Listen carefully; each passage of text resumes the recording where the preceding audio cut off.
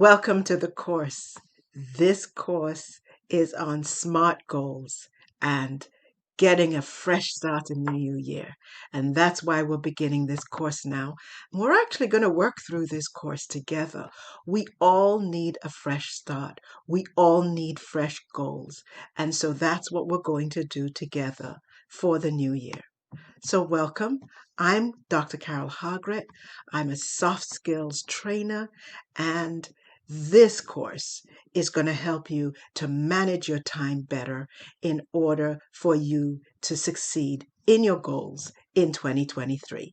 Let's get started. So we know that in order to set goals, for them to be successful, they need to be SMART goals. And we are now going to discuss what SMART goals are. So, are you looking for that new job? Are you looking to exercise? And that's what I want to do. Are you looking to go back to school? Are you looking to do the business pitch or get the promotion in the job? Whatever it is that you want to do, you've got to set goals that will help you to be successful. And we're going to talk about that today. So we must remind ourselves that in order to do well, our goals must be SMART. What does SMART mean? First of all, the S in the SMART acronym means that your goals must be specific. Will you be specific with your goals? Not willy-nilly, but specific.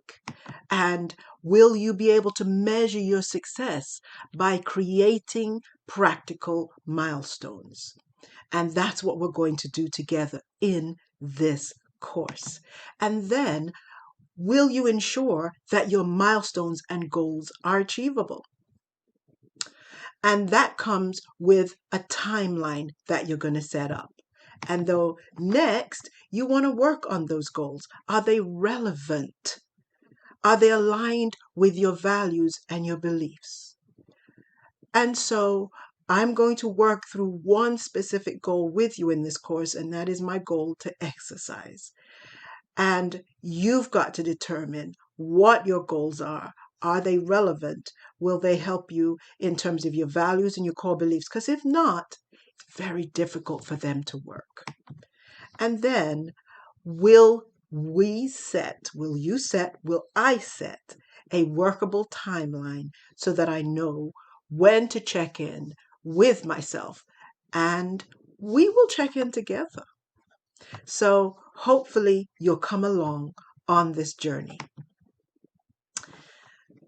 So what are your main goals for the new year?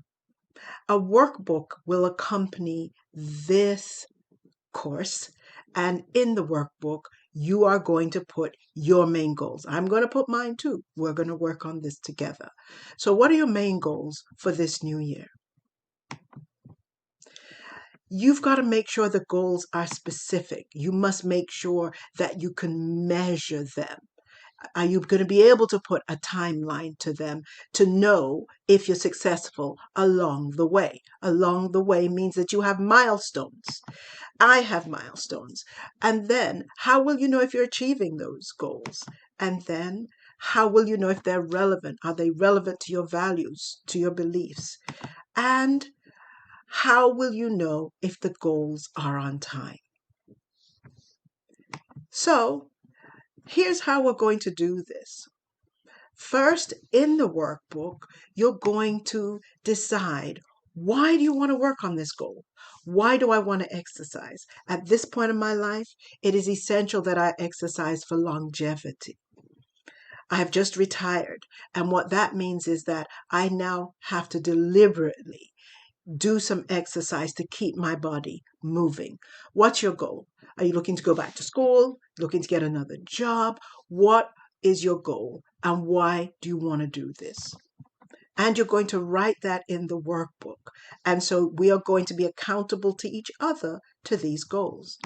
And then, what should you do to achieve the goals? You're going to discuss that with yourself, with your friends, and we are going to discuss that together in this course. And then what small milestones should you do to achieve the goal, to become closer to achieving the goal? That's what you've got to put in the workbook. And you've got to commit to these things. I've got to commit to these things. I've got to commit to an exercise plan. You've got to commit to a job hunt plan. You've got to commit to a business plan. If you're looking to open a business and you want to get your business off the ground, you have to commit to these plans. And so in the workbook, you're going to put all of that. And then you've got to develop steps. I put 5 steps here. It could be more, it could be less, but each goal needs to have a step.